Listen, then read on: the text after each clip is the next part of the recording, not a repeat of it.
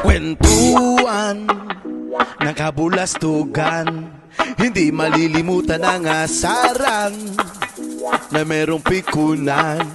Lalo na rin nung unang niligawan, unang kabiguan, at dyan nagseseryoso ang usapan at pagdadamayan na tunay at tapat na kaibigan. O mga buwang o kaibigan, lubang maaasahan. Di na tayo babata, edad mo di nahahalata sa mga trip unti-unti.